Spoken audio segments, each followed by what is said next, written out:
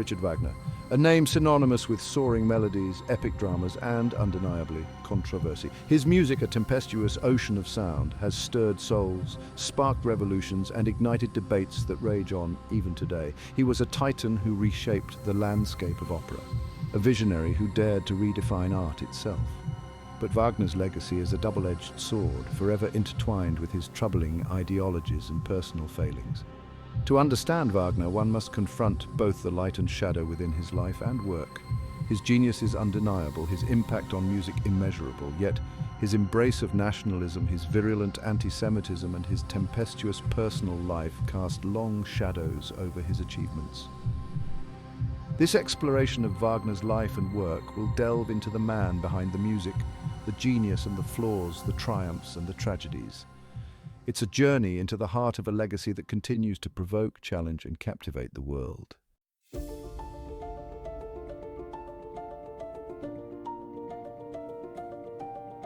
Imagine a world before Wagner.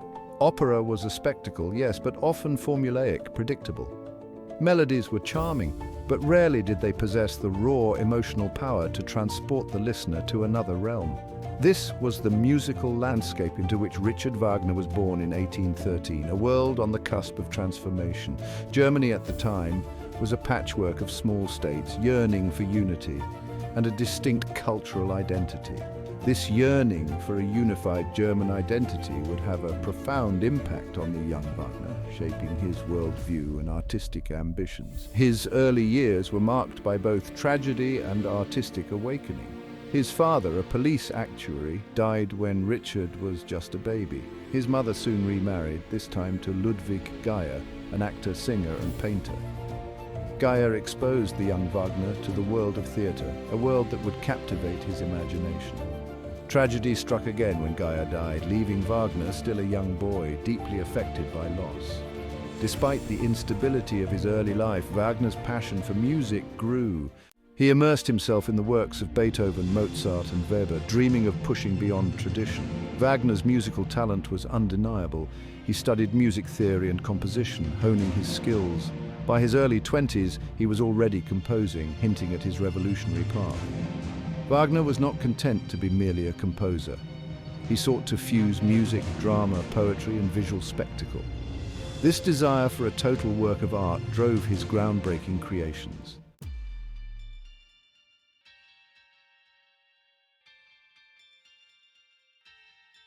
The year 1848 dawned across Europe with the crackle of rebellion. From Paris to Vienna, the people rose up against their rulers, demanding change, liberty, and a new social order. Wagner, swept up in the fervor of the time, embraced the revolutionary spirit with all the passion of his artistic soul. He saw in the revolution a chance to not only reshape society, but also to liberate art from its perceived shackles. No longer content with the conventions of traditional opera, he yearned to create works that would reflect the tumultuous spirit of the age. Wagner's revolutionary zeal extended beyond the composing room. He joined the fray, writing fiery pamphlets, delivering impassioned speeches, and even participating in the construction of barricades. His revolutionary fervor, however, would come at a steep price. Wagner's outspoken support for the uprising and his association with radical figures made him a marked man. When the revolution was ultimately crushed, he was forced to flee Germany, leaving behind his wife, his career, and his homeland. Exile proved to be a period of both hardship and artistic growth for Wagner. Forced to live abroad, he faced financial struggles and political censorship. Yet it was during these years that some of his most enduring works began to take shape. Wagner poured his energies into developing his theories and composing revolutionary scores. He penned essays outlining his vision for a new kind of opera, a Gesamtkunstwerk. During this period, he began work on The Ring of the Nibelung, inspired by Germanic myths. In 1864, a ray of hope pierced the darkness of Wagner's exile. He found a patron in King Ludwig II of Bavaria, an admirer of his music. Ludwig provided financial support and a home in Munich. With Ludwig's backing, Wagner built the Bayreuth Festspielhaus. The first work staged was The Ring Cycle, a monumental achievement.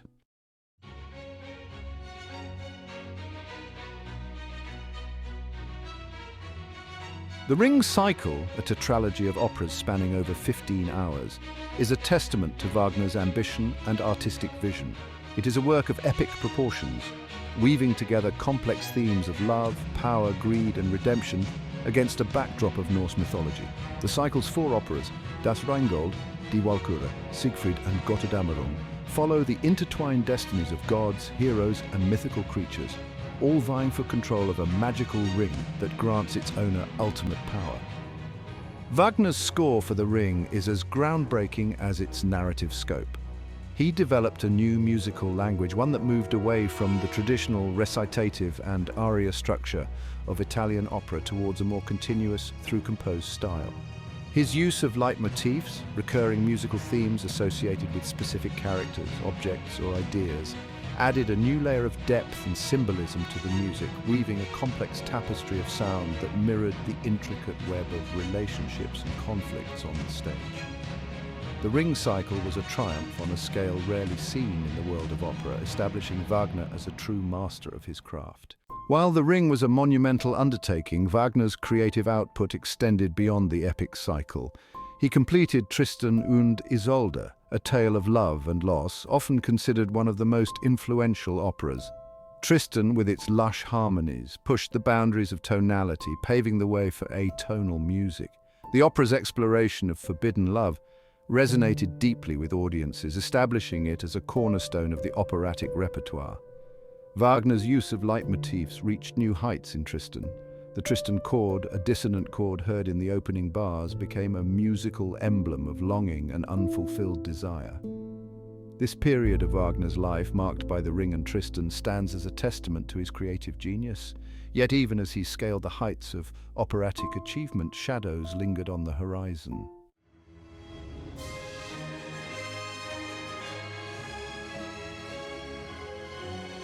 The year 1876 marked a pivotal moment in Wagner's life. The Bayreuth Festspielhaus, his grand vision, finally opened its doors. The inaugural Bayreuth Festival premiered the complete Ring Cycle. Audiences traveled from across the world to witness this event. The festival was a pilgrimage, enhancing Wagner's operas. It became an annual event, drawing artists and music lovers, establishing a tradition of Wagnerian performance that continues today. The success of Bayreuth solidified Wagner's status as a cultural icon.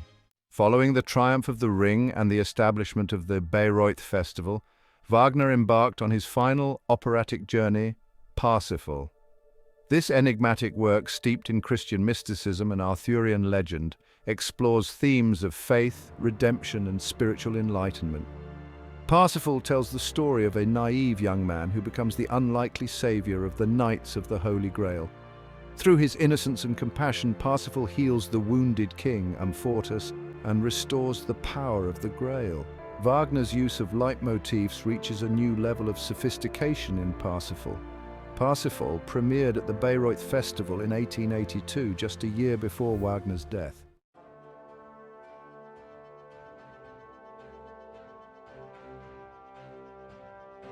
Beyond the notes, Wagner the Writer. Richard Wagner was not content to express his artistic vision solely through music. He was a prolific writer, penning numerous essays, treatises, and even a semi-autobiographical novel. His writings covered a wide range of subjects, from music theory and aesthetics to politics, philosophy, and even vegetarianism.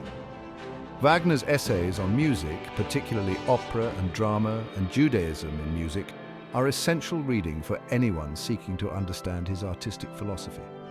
In these works, he outlines his vision for a new kind of opera, one that would transcend the limitations of traditional forms and become a true synthesis of all the arts. However, Wagner's writings also reveal the darker side of his personality.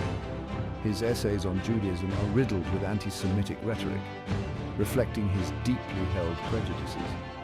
These writings, though often brilliant in their articulation, serve as a stark reminder of the dangerous ideologies that Wagner espoused.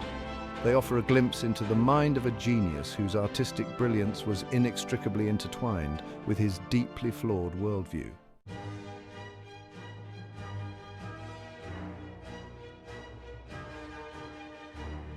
The Master and his Disciples. Richard Wagner's influence extended far beyond his own compositions.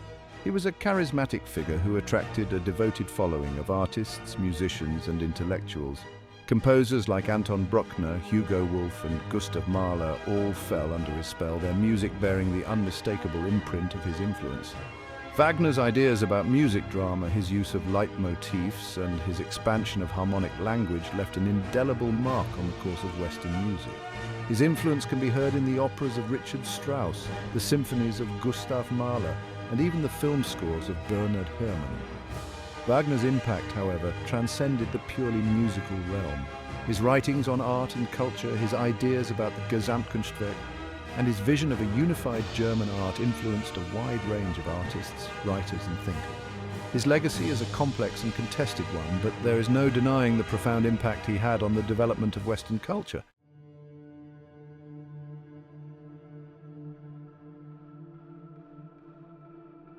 The seduction of Wagner's sound. Wagner's music possesses a visceral power, a capacity to transport listeners to a realm of intense emotion and epic drama. His soaring melodies, his crashing chords, his use of leitmotifs to weave intricate tapestries of sound all combine to create a sonic experience unlike any other. From the majestic opening chords of Das Rheingold to the heart-wrenching final bars of Tristan und Isolde, Wagner's music has the power to move audiences to tears, to inspire awe, and to ignite controversy. His operas, with their grand scale, their mythical themes, and their exploration of universal human emotions, continue to captivate audiences around the world. The power of Wagner's music, however, is not easily separated from the man himself. His operas are infused with his personality, his beliefs, and his flaws.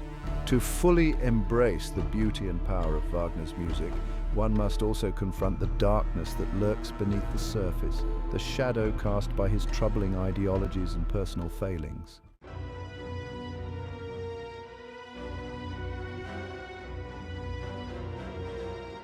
Seeds of discord.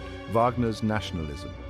Wagner's artistic vision was deeply intertwined with his political beliefs, particularly his fervent German nationalism.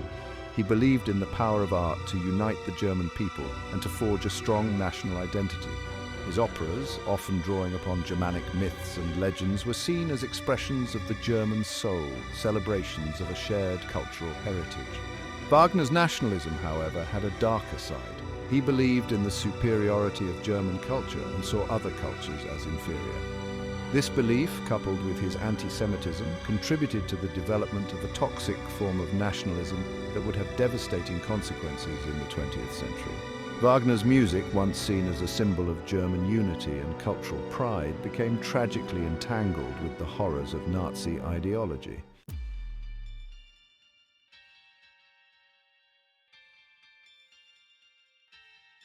Anti-Semitism's stain. Richard Wagner's anti-Semitism was not simply a personal prejudice, it was a deeply held belief that permeated his writings, his music, and his personal relationships. He published essays attacking Jewish composers like Felix Mendelssohn and Giacomo Meyerbeer, accusing them of corrupting German culture. His operas, though devoid of explicitly anti-Semitic content, often feature characters that embody negative Jewish stereotypes. Wagner's anti-Semitism was well known during his lifetime and contributed to his controversial reputation. Tragically, his writings would later be embraced by Nazi ideologues who used his music and his words to promote their hateful agenda. The stain of Wagner's anti-Semitism remains a source of deep pain and controversy, casting a long shadow over his artistic legacy. It serves as a stark reminder that even the most brilliant of minds can harbor dangerous and destructive beliefs.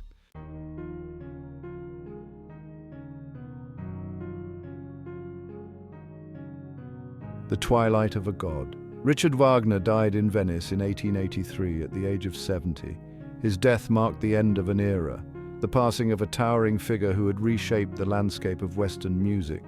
He left behind a legacy of extraordinary artistic achievement, but also a legacy tarnished by his hateful ideologies and personal failings. Wagner's impact on music is undeniable. His innovations in opera, his development of leitmotifs, his expansion of harmonic language, and his vision of the Gesamtkunstwerk all left an indelible mark on the course of Western art. His operas continue to be performed and debated, their power to move and to provoke undiminished by time. Yet Wagner's legacy remains deeply problematic. His anti-Semitism, his nationalism, and his often reprehensible personal behavior cannot be ignored or excused. To engage with Wagner's art is to grapple with this complex and troubling legacy, to confront the darkness that coexists alongside the brilliance.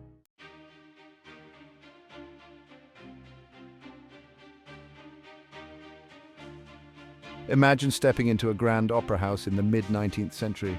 The air hums with anticipation, the orchestra tunes up, a familiar sound, a prelude to the expected. But then, Richard Wagner's music explodes onto the scene, shattering the conventions of the day. Gone are the neatly compartmentalized arias and recitatives, the predictable structures, the clear division between song and story. Wagner's operas are a torrent of sound and emotion, a seamless fusion of music, drama, poetry, and spectacle. He termed it music drama, a more accurate description of his revolutionary approach. His scores are not mere accompaniment, they are the lifeblood of the drama, surging and ebbing with the characters' emotions, their motives intertwined with the musical fabric. Wagner demanded more from his singers too. No longer could they rely solely on vocal pyrotechnics. They had to be actors, embodying their roles with a depth and intensity rarely seen before.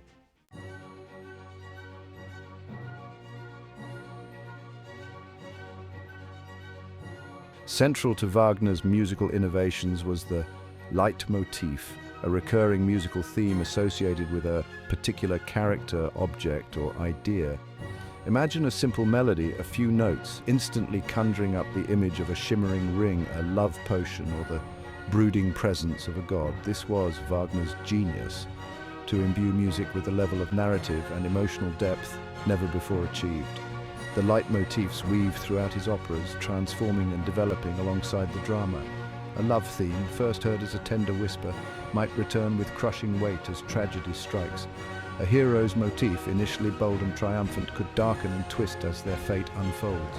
The leitmotif system wasn't merely a clever compositional trick, it was a way to draw the audience deeper into the story, to create a web of associations that resonated on both conscious and subconscious levels.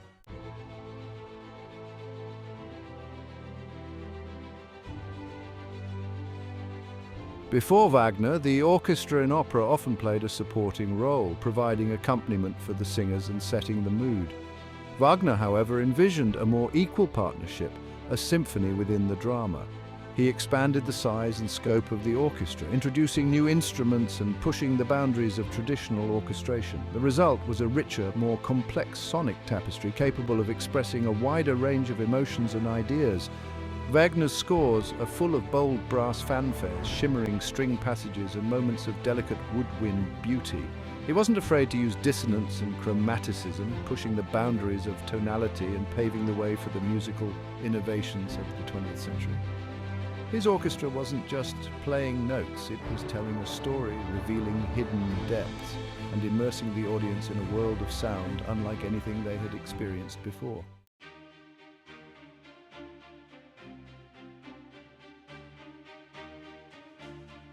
Beyond Bayreuth Wagner's global reach, the Bayreuth Festival, Wagner's grand experiment in creating a space solely dedicated to his artistic vision, might have seemed like a remote pilgrimage site in the Bavarian countryside.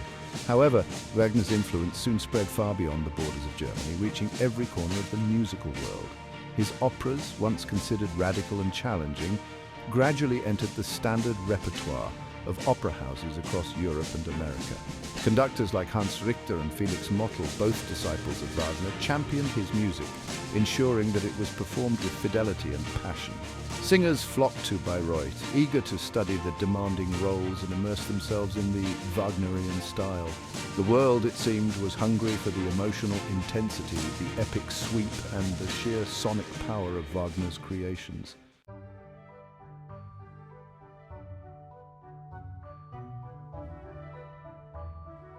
The Wagnerian echo from Strauss to Schoenberg. Richard Strauss, one of the leading opera composers of the late 19th and early 20th centuries, readily acknowledged Wagner's influence. Strauss's early operas, such as Salome and Elektra, owe a clear debt to Wagner's use of leitmotifs, his expanded harmonic language, and his exploration of psychological realism. Even Arnold Schoenberg, a composer who would later pioneer a tonality and 12-tone music, began his career deeply immersed in the Wagnerian tradition. Schoenberg's early works, though exhibiting his own distinct voice, reveal traces of Wagner's influence in their chromaticism and their use of motivic development. Wagner's impact, however, wasn't limited to direct stylistic imitation. He challenged composers to rethink the very nature of opera, to push boundaries, and to explore new possibilities for musical storytelling. In this way, he became a catalyst for innovation, shaping the course of music history for generations to come.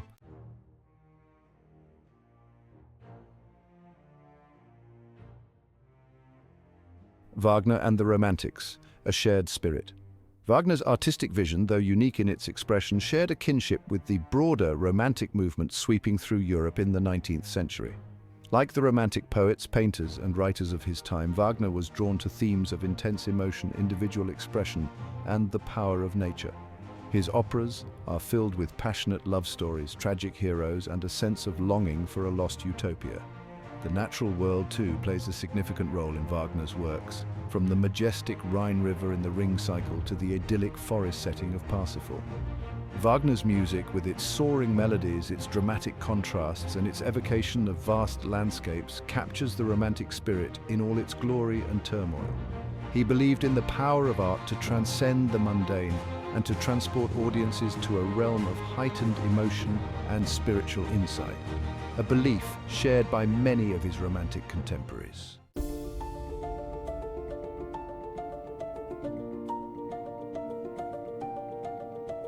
Wagner on the silver screen, a cinematic legacy. Long before the advent of talking pictures, Wagner's music found a natural home in the silent film era. His grand operas, with their epic narratives, larger-than-life characters, and emotionally charged scores, provided the perfect soundtrack for the silent film's visual storytelling. Directors like D.W. Griffith and Fritz Lang recognized the power of Wagner's music to heighten the drama, amplify the emotions, and create a sense of epic scope. Who can forget the iconic use of Wagner's Ride of the Valkyries in Griffith's The Birth of a Nation, or the haunting strains of Tristan und Isolde accompanying the tragic love story in Lang's Metropolis? Wagner's influence on film music continues to this day, with composers like John Williams and Howard Shore drawing inspiration from his use of leitmotifs, his mastery of orchestration, and his ability to create a sense of awe and wonder.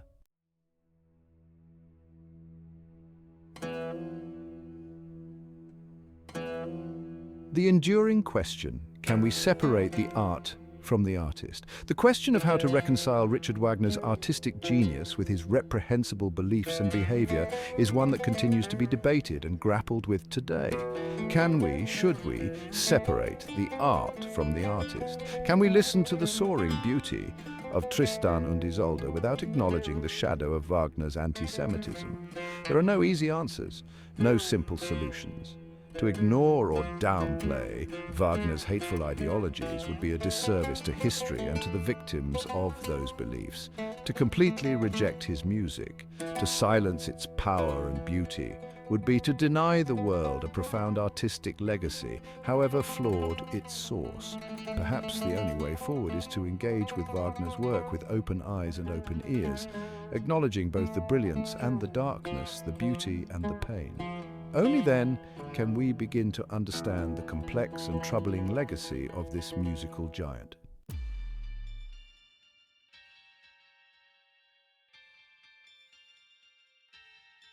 The shadow of the swastika. The year is 1933. The world watches in horror as Adolf Hitler consolidates his power in Germany. The Nazi Party, fueled by hate and twisted ideology, casts a long shadow across Europe. And at the heart of their self-proclaimed cultural renaissance, a chilling soundtrack emerges, the music of Richard Wagner.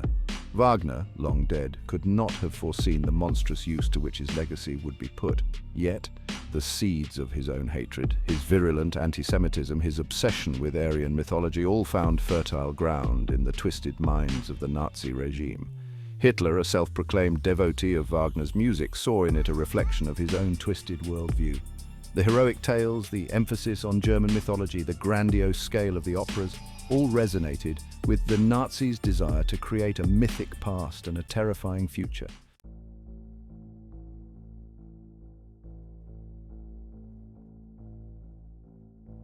The Nazis wasted no time in co-opting Wagner's legacy. His music became the soundtrack to their rallies, their propaganda films, their carefully staged spectacles of power. The soaring melodies, the crashing chords, the sheer emotional intensity of Wagner's operas all were twisted into a tool of manipulation and intimidation. Bayreuth, once a place of artistic pilgrimage, transformed into a shrine to Nazi ideology. Winifred Wagner, Richard's daughter-in-law and a fervent supporter of Hitler, presided over the festival, turning it into a platform for Nazi propaganda. The world watched in disgust as Wagner's music, once celebrated for its beauty and power, became inextricably linked with the horrors of the Nazi regime. The stain of this association would prove difficult, if not impossible, to erase.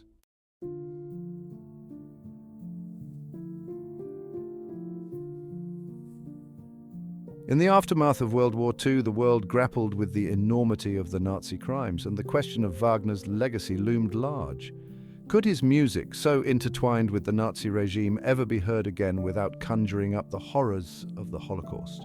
Some argued for a complete boycott, a silencing of Wagner's music as a form of moral condemnation. Others, however, insisted on a separation of art and artist, arguing that Wagner's music, however flawed its creator, retained its own intrinsic value. The debate raged on, with no easy answers, no comfortable resolutions. Even today, the performance of Wagner's operas remains a fraught issue, a reminder of the enduring power of art to both elevate and corrupt, to inspire and to destroy.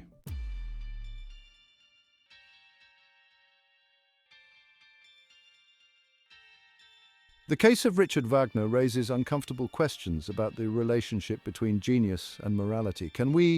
Should we, separate an artist's work from their personal beliefs and actions? Can great art emerge from a poisoned well? Wagner's life and legacy suggest that there are no easy answers. His music, undeniable in its power and beauty, is forever shadowed by the darkness of his anti-Semitism and his embrace of a toxic nationalism. The burden of his genius, it seems, is the inseparable weight of his flaws. We are left to grapple with the uncomfortable truth that even the most sublime creations can emerge from deeply flawed human beings.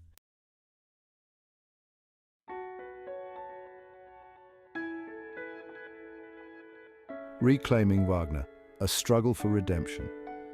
Despite the shadow of Nazism, efforts to reclaim Wagner's music for a post-Holocaust world have persisted.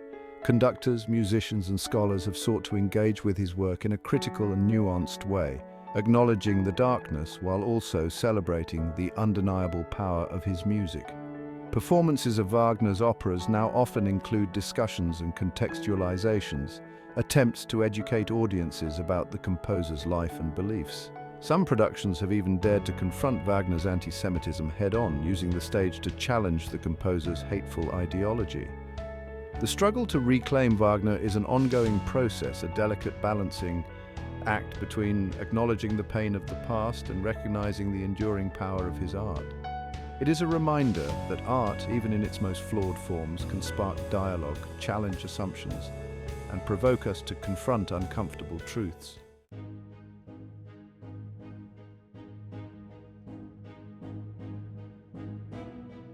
Beyond good and evil, a complex legacy confronted, Richard Wagner's legacy remains a source of fascination, debate, and unease. He was a musical revolutionary, a visionary artist who expanded the boundaries of opera and left an indelible mark on Western culture. Yet he was also a deeply flawed individual, a man whose hateful ideologies and personal transgressions cast a long shadow over his artistic achievements. To engage with Wagner's work is to embark on a journey fraught with moral and artistic dilemmas. There are no easy answers, no simple solutions. We are left to confront the complexities of his legacy, to wrestle with the uncomfortable truth that genius and depravity can coexist within a single human being. Perhaps the most honest way to approach Wagner is with a sense of both awe and apprehension, recognizing the power of his art while never forgetting the darkness that fueled it.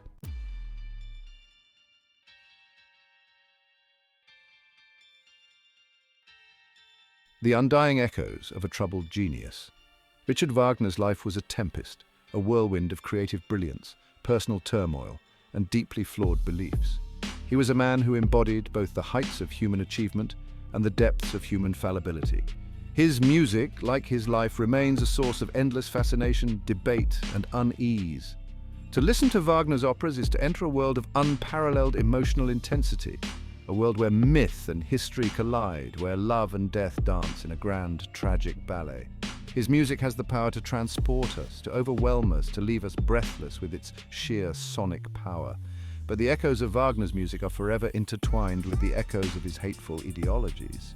His anti-Semitism, his nationalism, his often reprehensible personal behavior, these are not footnotes to be glossed over. They are integral threads in the tapestry of his life and work.